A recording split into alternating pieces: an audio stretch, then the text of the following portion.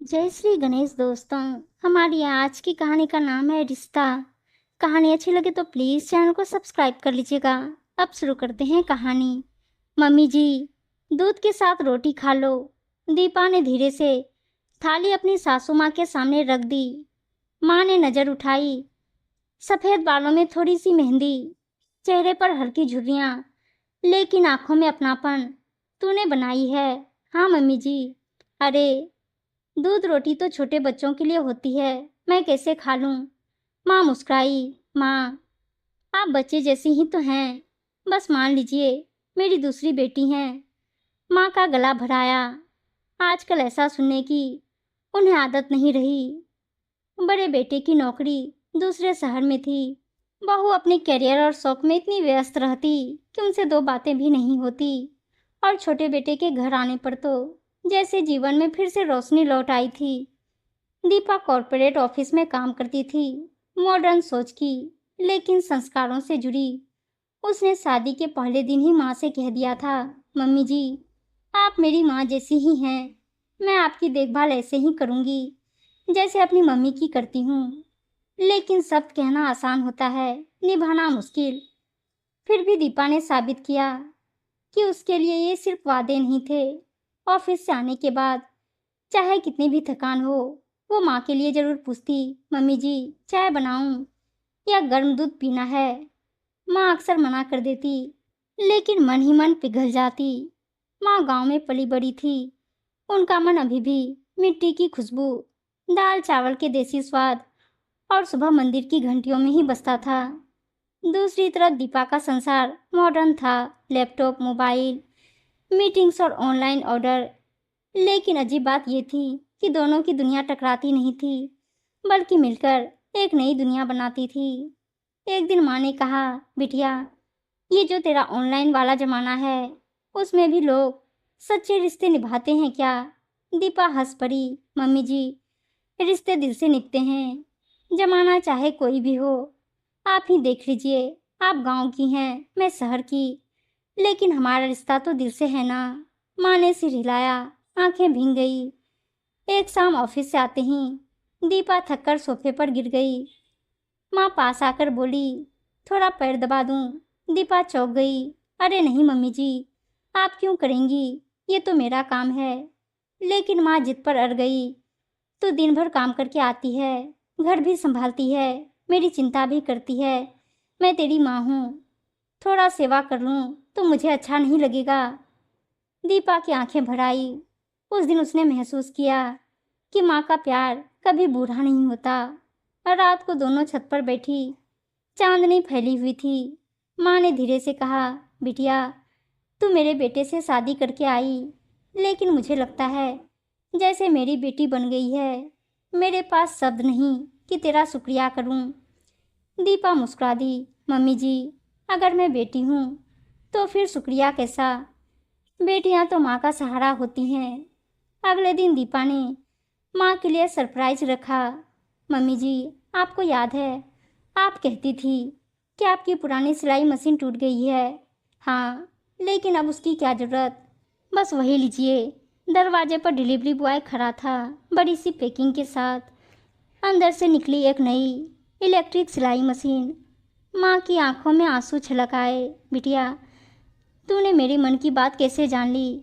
दीपा ने हंसते हुए गले लगाया, क्योंकि माँ का मन तो बेटी से छुपता ही नहीं। धीरे धीरे माँ और दीपा का रिश्ता सिर्फ सास बहू का नहीं रहा, बल्कि माँ बेटी जैसा हो गया। रिश्तों के इस अपनापन ने घर का माहौल बदल दिया।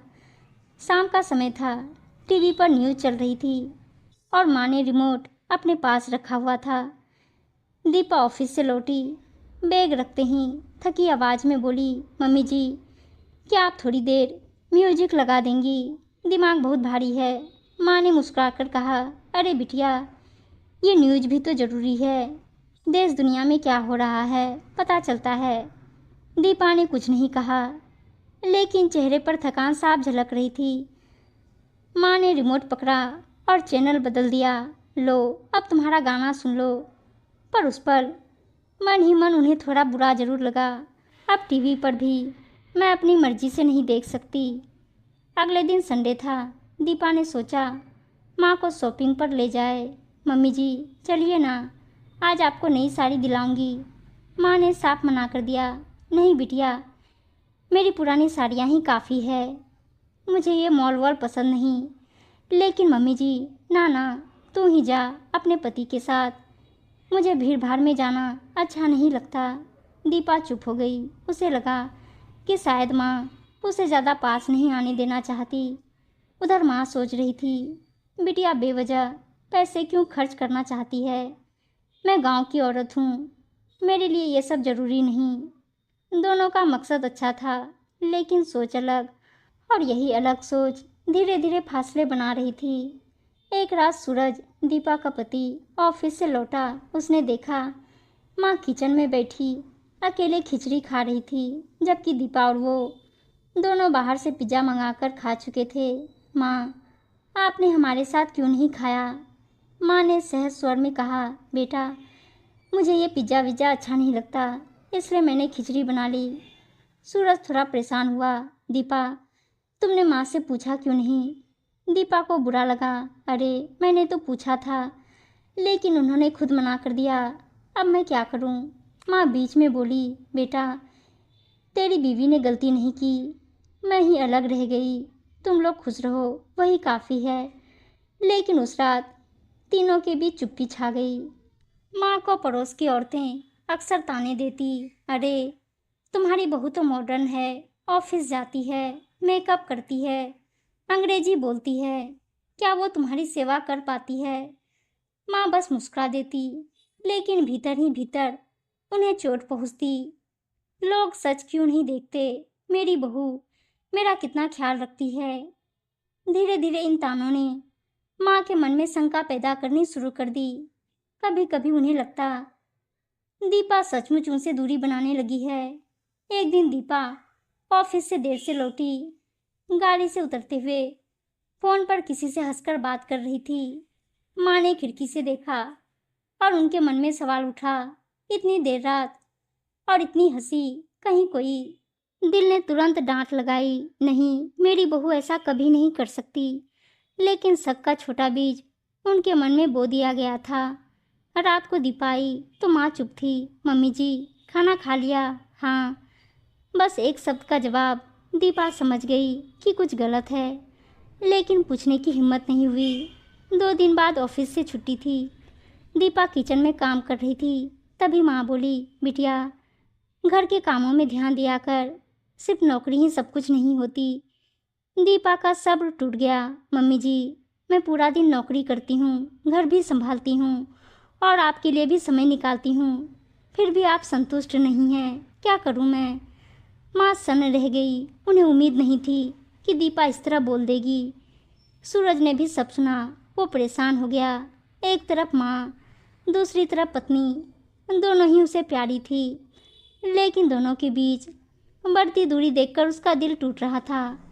वो रात भर छत पर बैठा सोचता रहा, कैसे दोनों को फिर से जोड़ूं, माँ अकेली ना हो जाए और दीपा भी दुखी ना हो।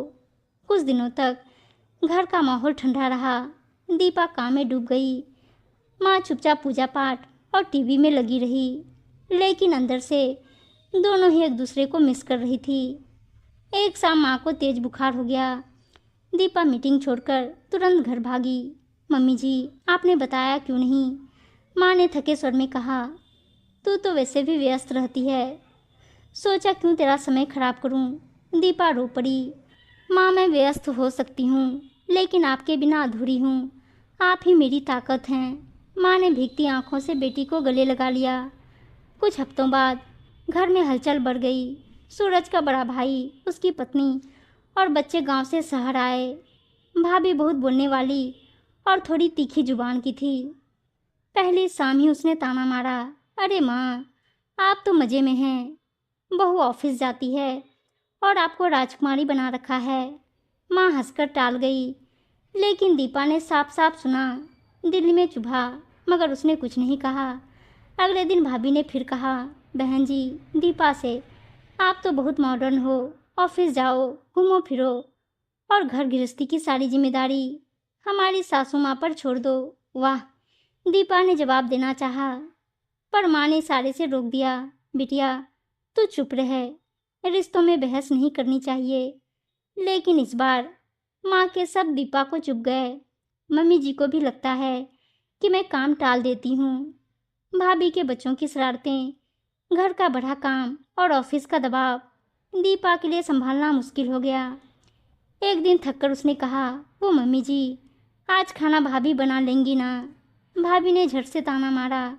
देखा माँ, मैंने कहा था ना, ये बहू तो सिर्फ अपने आराम में रहती है। माँ चुप रही। दीपा को लगा जैसे माँ उसकी तरफदारी नहीं कर रही हैं। उस रात दोनों के बीच फिर खामोशी छा गई। कुछ दिन बाद माँ अचानक बेहोश होकर गिर पड़ी। डॉक्टर ने बताया, तनाव और कमजोरी से हालत बिगड़ी है, इनका ध्यान अच्छे से रखना होगा। दीपा ने अपराध बोध महसूस किया। मैं माँ के लिए इतना करती रही, फिर भी उन्होंने अकेलापन महसूस किया। क्या सच में मैं उनकी उम्मीदों पर खरी नहीं उतरी? माँ होश में आई तो धीमे से बोली, बिटिया, तू मेरे लिए बहुत कुछ करती है, लेकिन लोगों की बातें सुन सुनकर कभी कभी मैं खुद भी भूल जाती हूँ कि तू कितनी बड़ी ताकत है मेरी। माफ़ कर दे। दीपा ने रोते हुए माँ का हाथ थाम लिया। नहीं मम्मी जी, गलती मेरी है। मैंने सोचा आप मुझे समझ नहीं रही, जबकि असल में आप ही मेरी सबसे बड़ी हमदर्द हैं। जब भाभी ने फिर ताना कसना चाहा, इस बार माँ ने खुद सामने आकर कहा, मेरी बहू मेरी बेटी है, जो मेरे लिए करती है उतना तो मेरी बेटियां भी नहीं कर पाती। अगर कोई उसे ताने देगा तो पहले मुझे जवाब देना होगा। भाभी सन्न रह गई। दीपा की आंखों में आंसू थे, लेकिन इस बार खुशी के। धीरे धीरे माहौल बदलने लगा। दीपा ऑफिस से लौटकर माँ के साथ बैठती, दोनों बातें करती, कभी सिलाई, कभी ऑनलाइन शॉपिंग, कभी बस पुराने किस्से। माँ भी अब खुलकर हंसने लगी।